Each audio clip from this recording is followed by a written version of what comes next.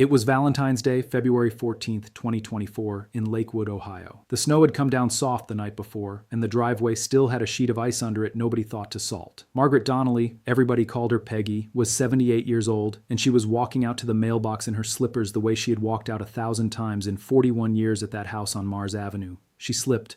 Her left hip hit the wrought iron railing. The sound was not a break you hear in a movie. It was a sound like someone snapping a dry branch in a quiet room. By the time her son Daniel landed from Phoenix the next morning, his mother was already in a room at the Cleveland Clinic. By the end of that week, she was in a rehabilitation facility in Rocky River, and the bill had already started, $11,400 a month. That is what a semi-private room with the therapy she now needed cost in Cuyahoga County in February of 2024. $11,400 a month, every month, until her hip healed or until the money was gone. There was no third option. Bob, her husband of 53 years, the man who carried a metal lunchbox to the Steel Heritage plant on East 49th every morning for 38 years, had died in his sleep in October of 2021. His Springsteen cassette was still in the Buick in the garage, his reading glasses were still on the kitchen counter, and Peggy was now alone with the house, the IRA, and a denial letter she did not yet know was coming. The letter came March 28, 2024, stamped Ohio Department of Medicaid. It sat on the kitchen table for 2 days because the home health aide forgot to tell her it had arrived. When Daniel opened it for her, the third paragraph stopped his breathing. Medicaid was denying her long-term care coverage. The reason was not her income. The reason was not the house. The reason was the gifts. $120,000 in gifts her mother had given to her 4 grandchildren between 2022 and 2023. $18,000 to Jake for his senior year at Ohio State. $25,000 to Marissa for her wedding in Columbus. $25,000 to Kyle for a down payment on his first house in Cincinnati, $25,000 to Reese for her last year of graduate school in Boston, and smaller gifts, $27,000 more stretched across birthdays and graduations and Christmas mornings. None of it was hidden, all of it was on the bank statements, and the state had found every dollar. The penalty the state assigned was 10.5 months, 10.5 months during which Peggy would not qualify for Medicaid. 10.5 months of $11,400 a month. That is $119,700 the family would now have to pay out of pocket for care they thought the state was going to cover. The money they had given away to protect the grandkids was now the reason the grandkids' grandmother was being kept out of the system. This is what was never on any brochure. A grandmother's love became her prison. My name is not important. What I do is simple. I sit with families after the funeral, after the hospital, after the letter came, and I help them understand what just happened to them. I am not a lawyer. I am not your financial advisor. I am the neighbor who works inside the system and tells you the truth before the next family walks into the same wall. If your mom or dad owns a home, save this video before the algorithm buries it. You will need it. Here is the trap. It has 2 doors, and both doors look the same. The first door is one most grandparents have heard about, the IRS annual gift tax exclusion. In 2024, you can give any single person up to $18,000 a year, and you do not have to report it to the IRS. No form, no tax, no paper trail. Married couples can give $36,000. Plenty of grandparents learn this rule from a banker, a family friend, or a TikTok that says gift now, save later. The idea is simple. Take money out of your name, gift it to the kids or the grandkids, and it cannot be taken from you for a nursing home.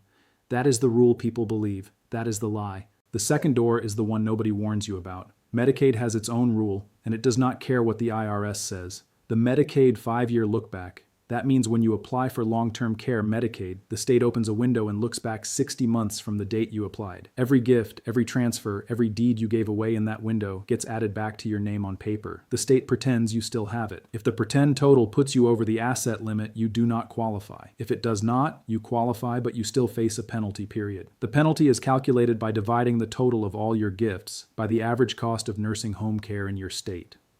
In Ohio in 2024, that divisor was roughly $10,800 a month.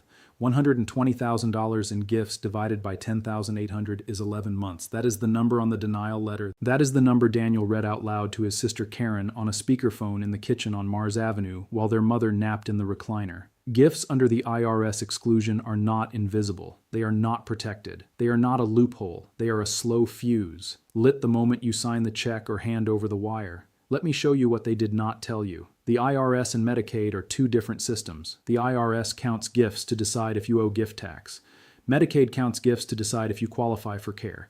They share one very important thing. They both share a paper trail. When you give a gift over the annual exclusion, you file IRS Form 709. That form goes into a federal database. When Medicaid auditors run their search, they do not only look at your bank statements, they pull the 709s. So the very form people file to be a good citizen becomes the very form that hands the state a list of every dollar they moved. Now run that number with me for a second. Peggy was a secretary at Lakewood Elementary for 22 years. Bob retired from Steel Heritage in 1999 with a pension that he rolled into an IRA the same year. The IRA was worth $412,000 when he died. Peggy inherited it.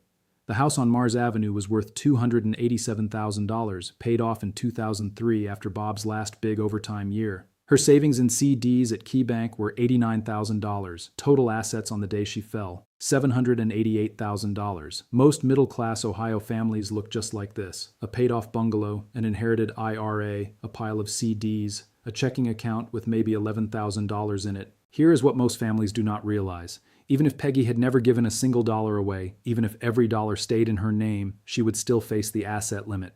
In Ohio in 2024, the Medicaid asset limit for a single applicant was $2,000. $2,000, not $200,000, $2,000. That house, that IRA, that $89,000, every dollar above $2,000 is, on paper, too much. So the law already forces a spend down. Most families spend down to the asset limit and then apply. That part of the playbook many people know.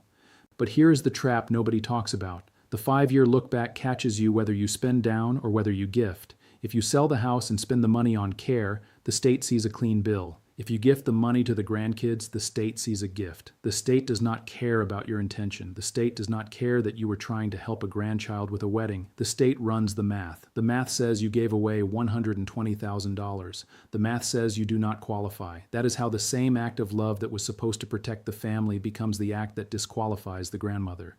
Daniel sat in the dining room that night and ran the numbers out loud. $1,200 a week for the aid Peggy did not yet need, $11,400 a month for the rehab facility, a penalty of 11 months before Medicaid would even start. That is $119,700 the family needed to find in cash in the first year while Peggy was in recovery. After that, Medicaid would cover the long-term care if she ever had to move to a permanent nursing home. So the family had to come up with $119,700 to bridge the gap. Karen flew in from Columbus that weekend. They opened the IRA statements together at the kitchen table. They sold $60,000 of IRA assets to cover the bridge. They paid taxes on the withdrawal because none of it was qualified. They set up a caregiving schedule so neither of them lost their job. They did everything right, late, and the late part is the part that kills people. If you want to know what your state does differently, drop your state in the comments. I will tell you what changes there.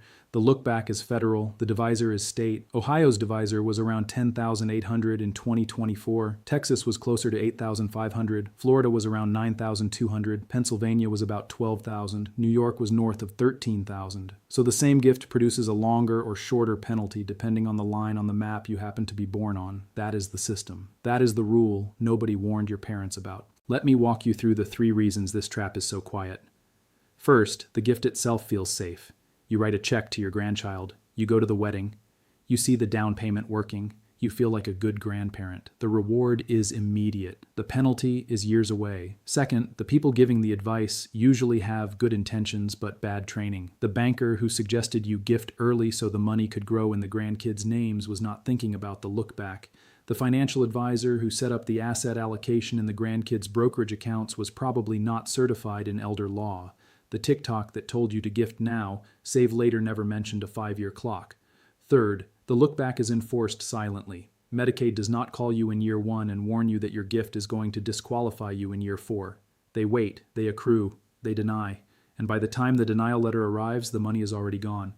Now let me talk about what your family can do if you are looking at this from the other side of the table.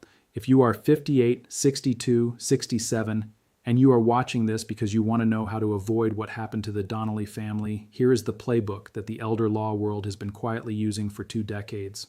1, the irrevocable trust, and only an irrevocable trust.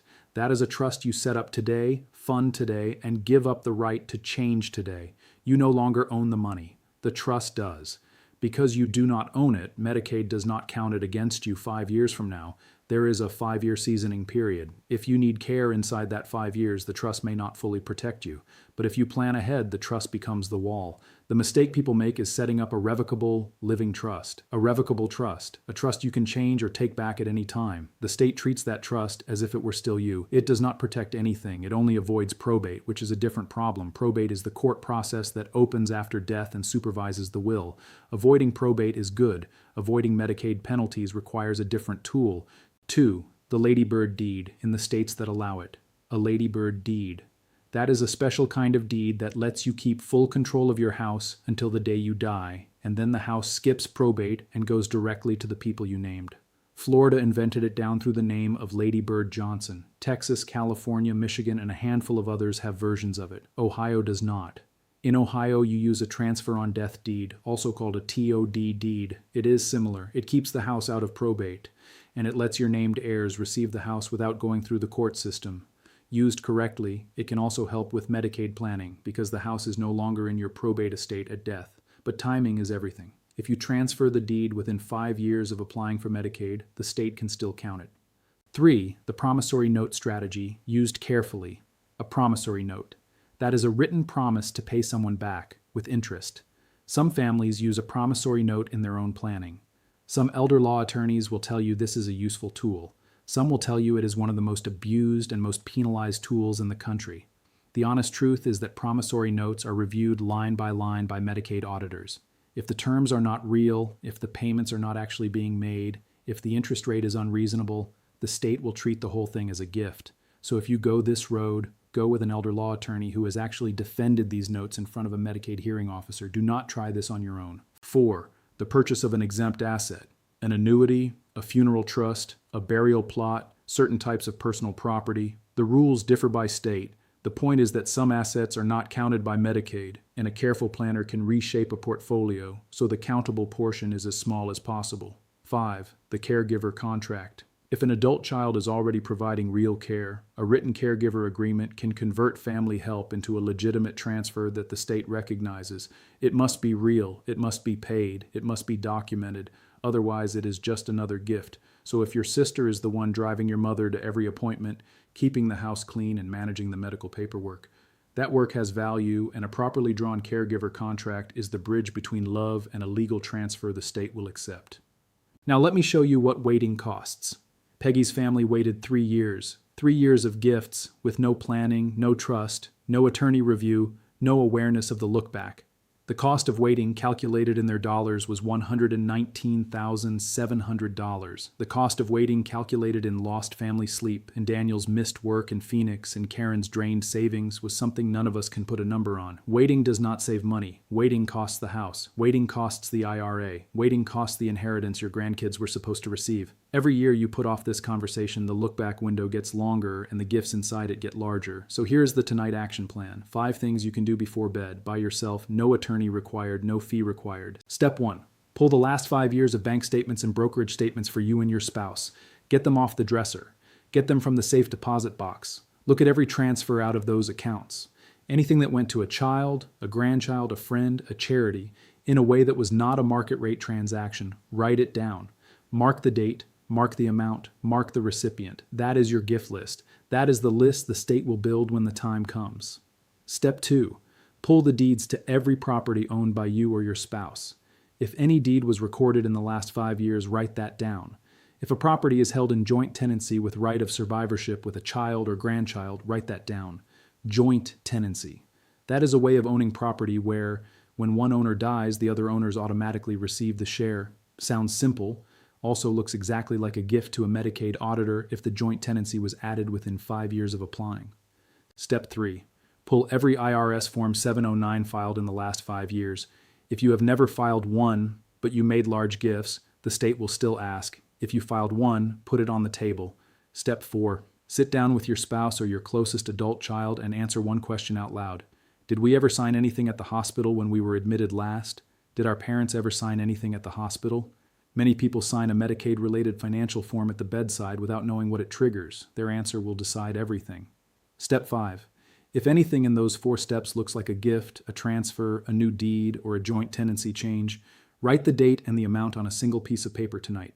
Tomorrow morning, call an elder law attorney in your state, not a general practitioner, not the family lawyer who closed your house in 1998. An elder law attorney. The first consultation is usually free. The first conversation usually saves a paid-off house. Now I want you to hear me clearly. This is not an attack on grandparents. This is not an attack on families. Peggy did the loving thing. Every grandparent I have ever met did the loving thing.